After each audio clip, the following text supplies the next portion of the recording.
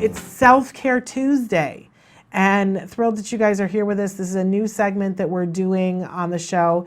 And last week we asked you to moisturize inside and out. We asked you to drink more water. We asked you to apply moisturizer after you had been wet. And so I'm curious to hear if anybody did it more. Did you find yourself doing it a lot, a little bit? Did you notice any kind of a difference? I think I was better at the outside moisture than I was on the inside moisture, although I was better in general at drinking water. And I took several breaks during the day and said, I'm just going to pound a serious amount of water. I know that it's probably best if we take sips of water, but every once in a while I just need to, put a gallon of water in the system, like the gas tank, right?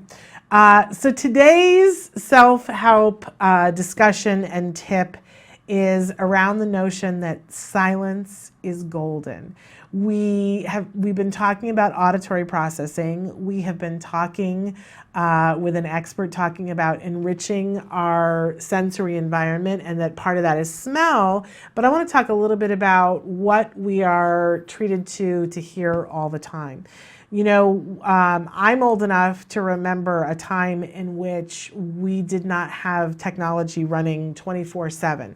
When you stop and think about how much noise there is going on right now wherever you are, there's probably within where you are, that obviously you're watching us on a computer, so there's the hum of a computer. And it's those low grade sounds. When there's one, it's not that big of a deal, but when you pile them and layer them on, it's fascinating to think about.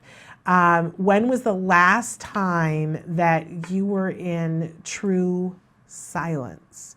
I have relatives that are in their 70s, and they are very serious about ecology and saving power, and they live here in Southern California. They're serious about saving water, but to the point where they can quote to you, if you have technology like your cable box, if it's plugged in, how many amps it's using and how much water that takes.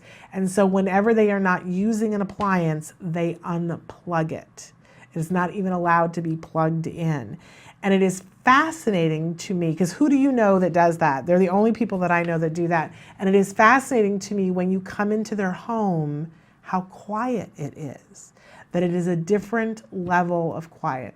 And there are a lot of people that are suggesting that, especially when we are in bed at night, that we should, either, it's the two extremes, either buy a machine that creates white noise so that it deafens all the other stuff, because a lot of times you don't have a choice. You live close enough to neighbors and there's sounds and things. So to deafen the noise that way, to make it white noise, or to make it a zone in which things aren't plugged in and there is no extraneous noise. It makes it tough because, most of us need an alarm clock to wake up. Although the supposition is that if you truly are taking care of yourself, go to bed at a regular time every night, that you will, and if you take out the noise so that you're sleeping well, that you'll wake up at the same time every morning. I think that that's entirely possible, but there are some days that I'm going to sleep through the nothing. You know what I mean?